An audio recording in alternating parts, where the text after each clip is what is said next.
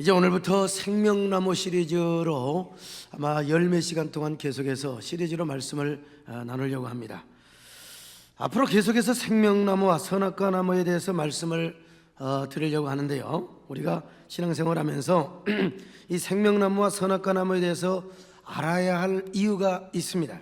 그 이유는 생명나무와 선악과 나무 속에 신앙생활의 본질과 그 교훈이 담겨 있기 때문에 그렇습니다.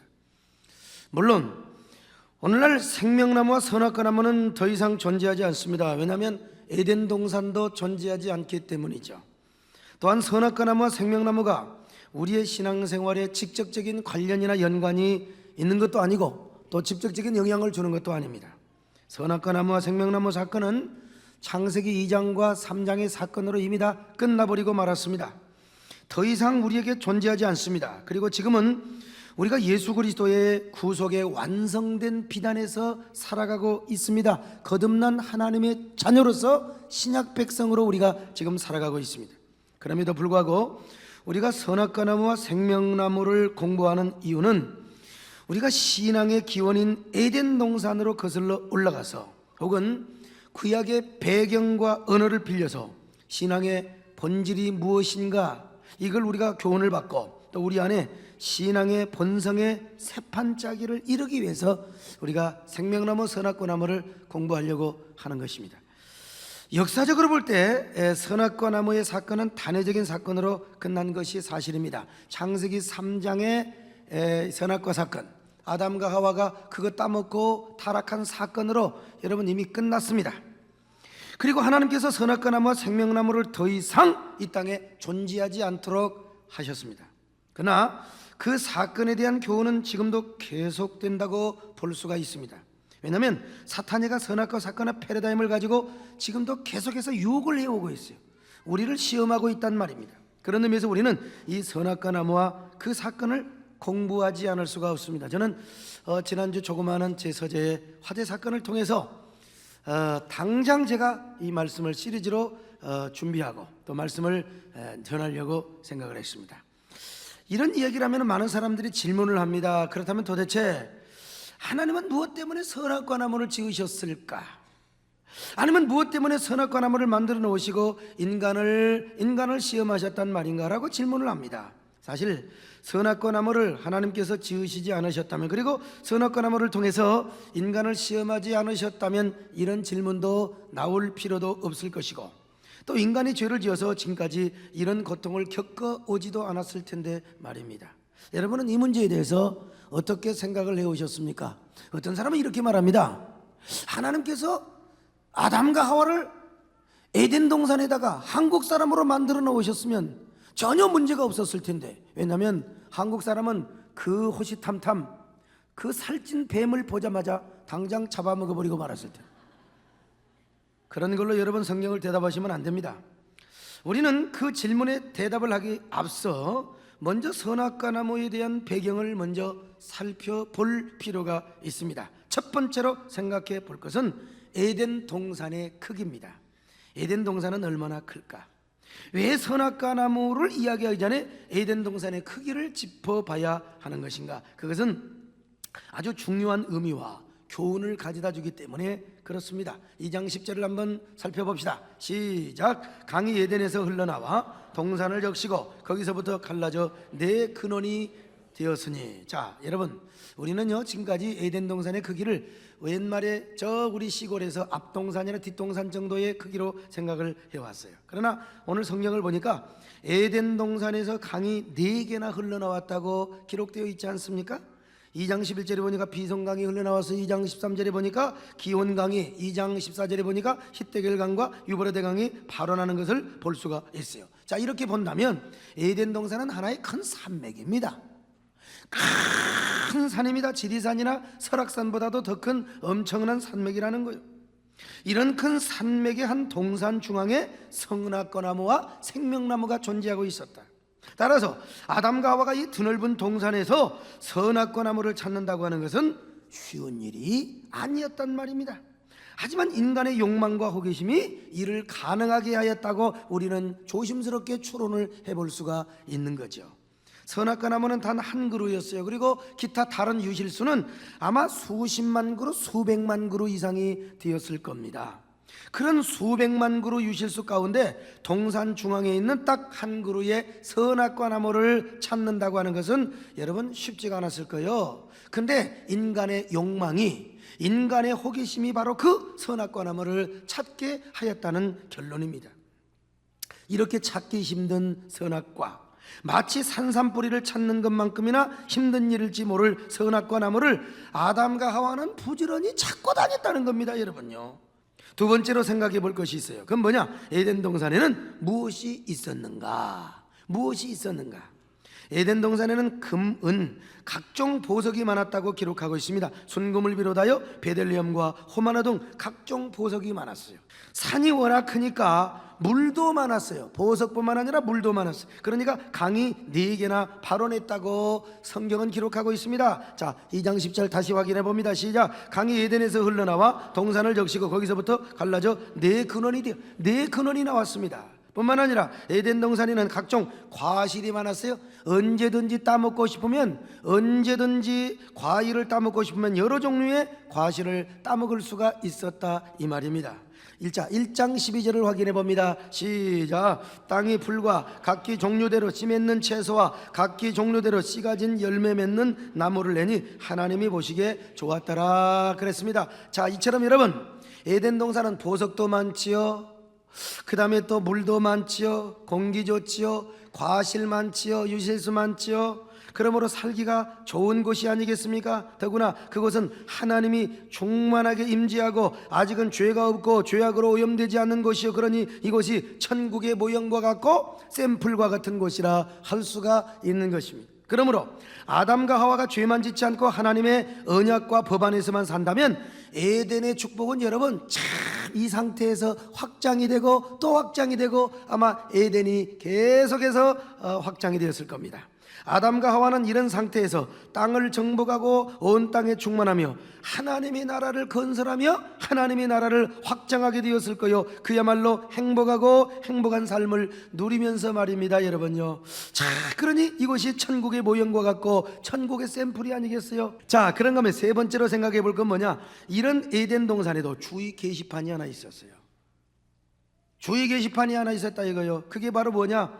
다른 열매는 다 마음대로 따먹어도 좋지만 선악을 알게 하는 나무는 따먹지 말라 이거요. 그것이 하나님이 아담과 하와에게 명령하신 금지 명령이었습니다. 2장 16절로 17절을 같이 봅니다. 시작. 여호와 하나님이 그 사람에게 명하여 이르시되 동산 각종 나무의 열매는 내가 임으로 먹되 선악을 알게 하는 나무의 열매는 먹지 말라. 내가 먹는 날에는 반드시 죽으리라 하시니라 그랬어요. 자, 이처럼 살기 좋은 에덴 동산, 이처럼 행복한 에덴 동산에도 하나님의 제한 명령이 있었다니까요. 하나님의 주의 게시판이 엄중하게 세워져 있었던 겁니다. 그런데 우리가 이 말씀을 잘못 이해하면 하나님을 너무나 깍쟁이 하나님으로만 이해할 수 있어요. 오해할 수 있습니다, 여러분. 우리는요, 선악과를 따먹지 말라고 명령하신 17절의 말씀보다 16절의 말씀을 먼저 우리는 봐야 돼요. 모든 동산의 실과는 네 마음대로 먹어, 먹고 싶은 대로 먹어, 짜고가 나도록 먹어. 여러분, 짜고란 말 아세요? 예? 배가 터지도록 먹어. 이무대로 먹어라. 너 먹고 싶은 대로 먹어라 이 말이요. 그리고 나서 17절 말씀하신 거 아닙니까? 단 선악과만 먹지 마라. 여러분, 성경을 잘 봐야 돼요. 우리 하나님은요, 너무나 마음이 좋으시고 인심이 우하시고 굉장히 마음이 아주 아량이 넓으신 우리 하나님이십니다. 예를 들어서 말씀드려 볼까요? 여러분, 우리 교회 뒷산이 있어요. 참 우리 세대교는 참 위치가 좋습니다. 앞에는 아파트, 주변에 아파트인데 뒤에는 아름다운 동산이 있습니다. 뒷산에 한번 올라가 보세요. 올라가 보셨나요? 얼마나 아름다운지 몰라요.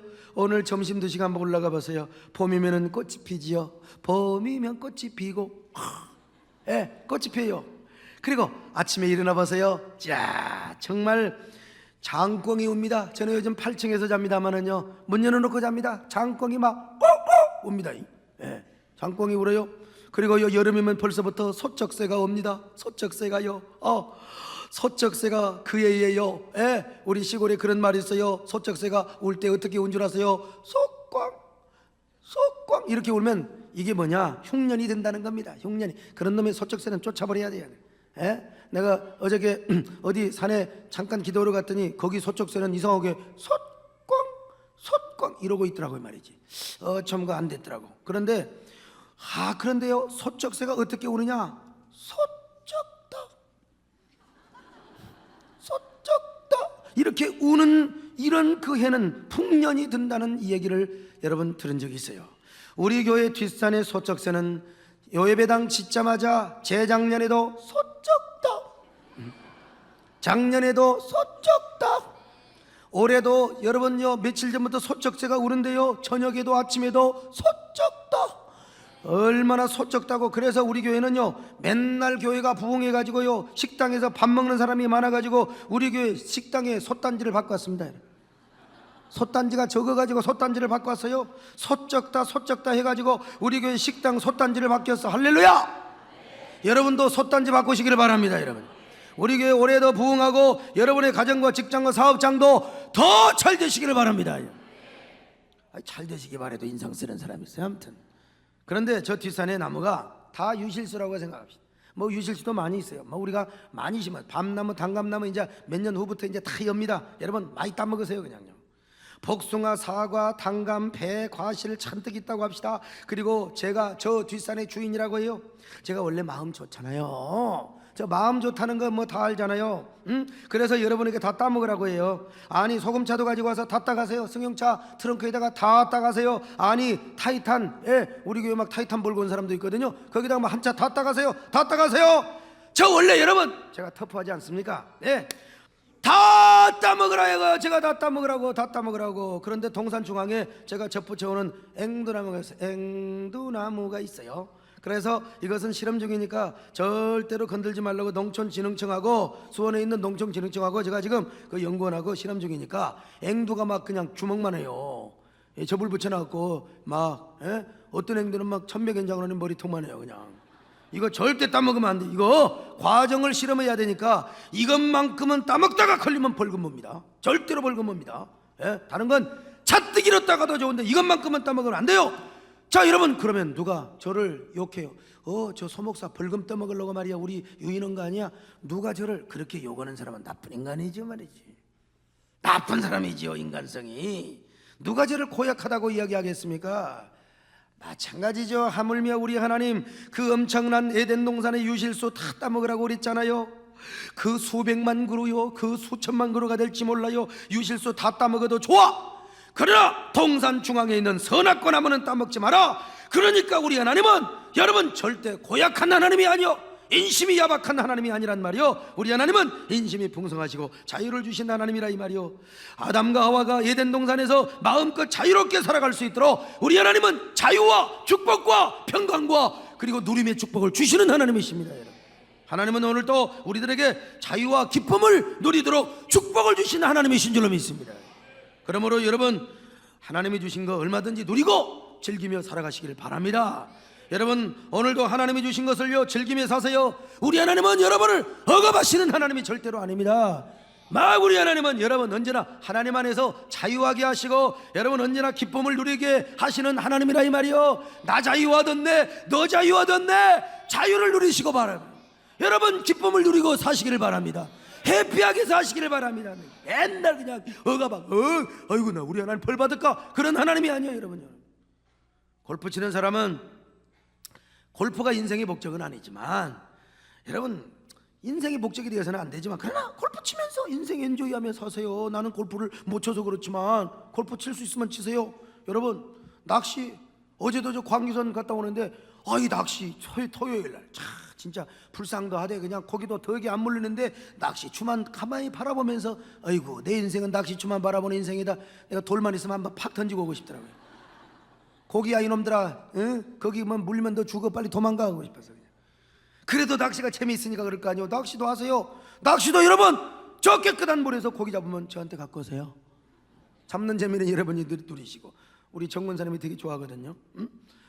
여러분 돈이 좀 있으면 돈 좀 쓰고 사세요. 뭐 천년 만년 돈 여러분 모으고만 살다가 여러분 도대체 어쩔 거예요. 돌아가시면 죽어버리면 누구 좋은 일 하라고 누구 좋은 일 하라고 여러분 쓰고 재미있게 좀 사세요. 그리고 돈 쓸 때 저도 좀 주세요. 같이 좀 쓰고 삽시다. 어떤 신랑 신부는 신혼여행 가지 않고 신혼여행 가서 여러분 좀 누려야지. 그냥 부부간에 담합을 하고 기도원에 가서 금식하면서 첫날 밤, 둘째 날 밤, 셋째 날 밤 하나님 앞에 금식하면서 대단한 부부죠. 대단한 부부입니다, 여러분. 신혼여행을 안 가고 기도원에 가서 3일 동안 금식을 한 부부. 이야, 이 목회자가 그런 부부가 있다면 하나님이 정말 그 부부 축복해 줘야 돼요. 나도 그러려고 했는데 우리 마누라한테 뺨 맞아 죽을까 싶어서 못했어요. 물론 부부가 합의해서 그런 거 참 대단한 거죠. 그러나 믿음이 별나게 좋은 여자랍시고 막 자기 혼자 걸어간 척하면서 신랑에게 내가 응답받았는데 여보 우리 신혼여행 기도원으로 가자. 그러면 안 돼. 신혼인 때는 신혼여행 가서 하나님이 주신 것을 여러분 누리고 즐길 수 있는 게 신혼부부의 축복입니다. 이게 성경에 나와 있잖아요. 제가 결혼주례를 할 때 가끔 보면 신혼여행 가는 사람이 저에게 기도까지 받으러 오네. 그 뭐게 기도 받으러 와? 또 내 용돈 달라고 하는 거 아니야?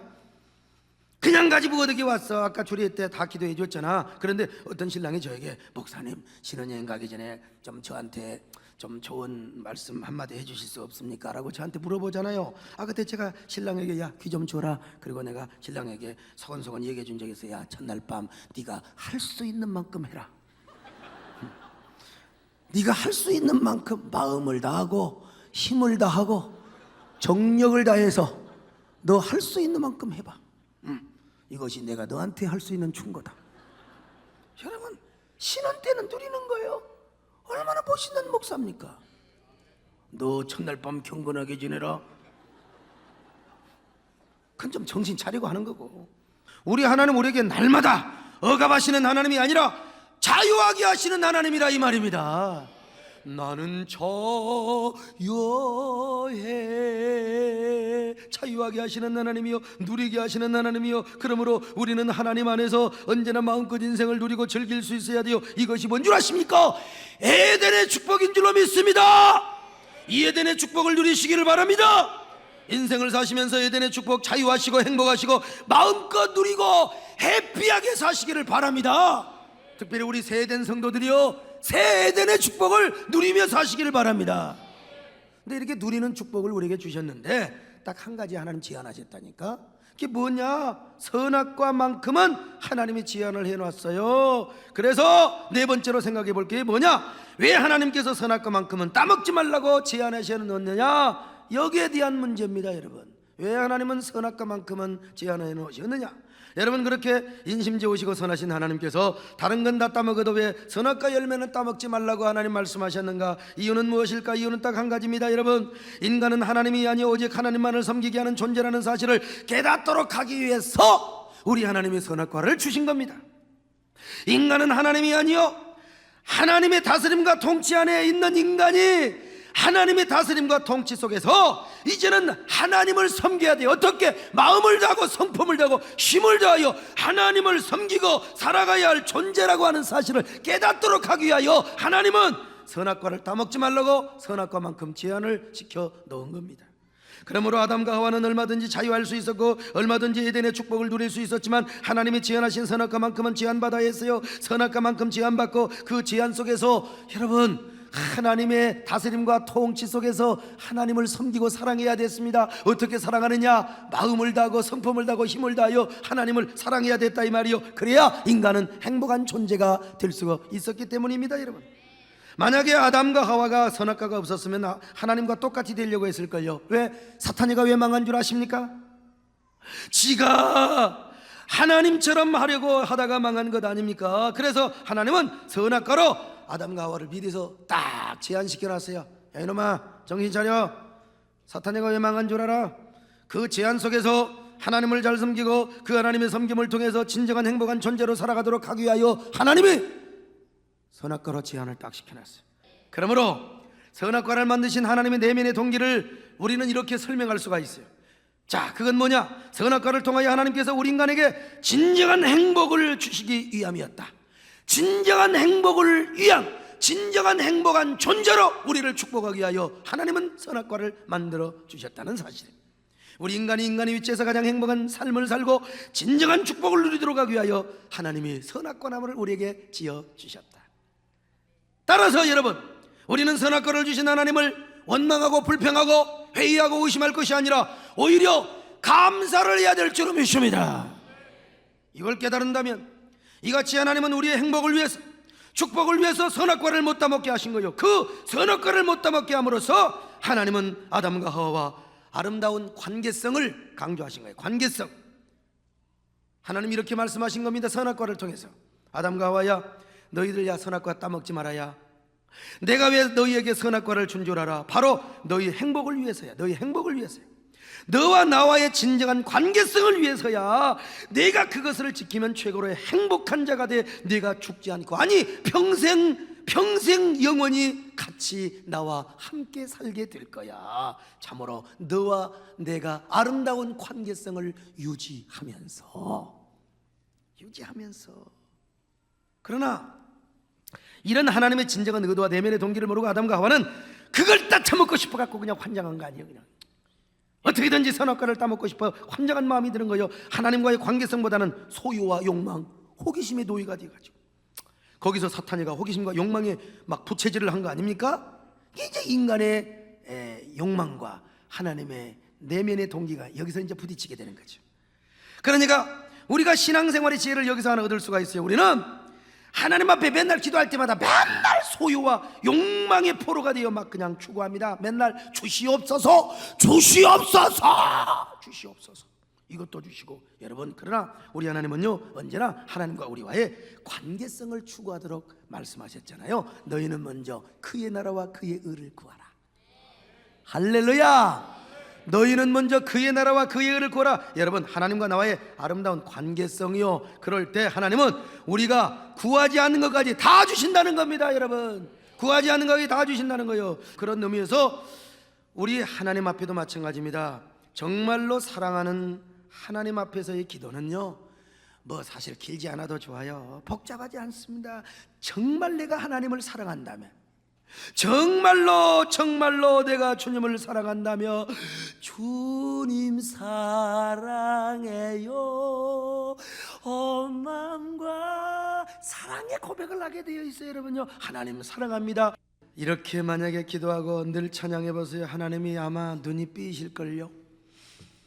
눈이 삐면 마음이 감동돼요. 마음이 감동되면요, 주님은 나만 사랑하시는 것 같고 나만 인정하시는 것 같아요. 야, 사랑하는 내 딸아, 내 아들아, 너 뭘 원하니? 서목사야, 너 목회 뭐가 필요해? 뭐가 원해? 너 필요한 거 뭐가 있어? 그러면 여러분 그때 대답 잘하셔야 돼요. 아, 주님, 저요 돈 200억만 필요해요. 저 100억이 필요합니다. 여러분 그러지 마시고 대답을 잘하셔야 됩니다. 주님, 저는 주님 한 분으로 족하옵니다. 할렐루야. 말이라도 잘해야 돼. 주님, 저는 한 분밖에 필요 없습니다. 주님 한 분으로도 만족합니다. 내가 그렇게 한 거 아니요. 나 예배당 질 때 주님께서 다 물어보신 거예요. 서목사, 넌 뭘 필요로 하느냐? 내 사실 그때 한 500억만 있으면 좋겠는데 마음속으로 주여 500억이 필요합니다. 그러는데 제가 그래서 주님, 저는 주님 한 분으로 만족하옵니다. 할렐루야. 대답을 잘해야 돼요. 말을 잘해야 돼, 주님 앞에. 그래서 은혜로 오늘 예배당을 친 거 아닙니까, 여러분요? 그렇다면 오늘날 선악과 나무의 교훈을 좀 더 구체적으로 몇 가지 살펴볼 필요가 있습니다. 몇 가지가 있는데 대표적으로 얘기한다면 그 중에 하나가 11조입니다. 하나님은 우리에게 많은 물질의 축복과 자유를 주셨습니다. 그러나 분명 10분의 1을 하나님이 제한시켜 주셨어요. 그게 뭔 줄 아세요? 11조입니다. 여러분이 번 물질, 죄만 아니라면 마음대로 쓰세요. 텔레비를 바꾸시든지, 소파를 바꾸시든지, 침대를 바꾸시든지, 여러분 물침대로 바꾸시든지, 침대로 바꾸시든지, 자동차를 바꾸시든지, 여러분 바꾸세요. 여러분 돈, 여러분 마음대로 쓴다는데 여러분 누가 잔소리입니까?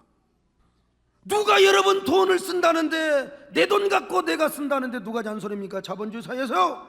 그러나 하나님의 10분의 1은 반드시 제한을 시켜놨다 이 말입니다. 그 10분의 1은 뭡니까? 하나님 앞에 드리는 겁니다, 여러분요. 그게 뭐요? 11조입니다. 11조. 의무적으로가 아니라 기쁨과 감동으로 하나님 앞에 드리는 거요. 그러므로 어려워서 어렵다고 11조 떼먹은 사람들이요, 11조 선악과를 따먹은 거요. 11조 선악과를 따먹은 거예요, 여러분. 제안서는 11조지만 그 제안 속에서 여러분이 감동을 받고 주님을 사랑하면 12조도 드릴 수 있고 13조, 15조도 드릴 수 있는 거요. 그러므로 여러분, 불경기가 아무리 힘들어도 그래도 우리는 11조를 드려야 됩니다. 어렵다고 떼먹으면 오늘날 11조의 선악과를 따먹은 겁니다, 여러분요. 어떤 사람은 월급 11조 잘 떼는데 부동산에 차익 11조를 안 떼먹어요. 그 특별 11조, 그것도 특별 선악과를 따먹은 특별 도둑놈입니다, 여러분. 주일 성수도 마찬가지입니다. 우리가 6일 동안 세상에서 자유하게 살아가요. 아니 내가 골프 친다는데 이 낚시 간다는데 누가 잔소리입니까? 누가 에? 내가 와서 낮잠 잔다는 누가 잔소리입니까? 그러나 여행도 다녀올 수도 있고 여러분 자유하게 사세요. 그러나 하나님께서 7분의 1 7날 중에 하루는 반드시 제한을 시켜놨어요. 그게 뭔 줄 아세요? 주일 성수입니다. 기쁜 마음으로 와서 여러분 예배 드리시기를 바랍니다. 주일을 성수하시기를 바랍니다. 낮 예배만 드리지 말고 저녁 예배도 온전히 드릴 수 있기를 바랍니다.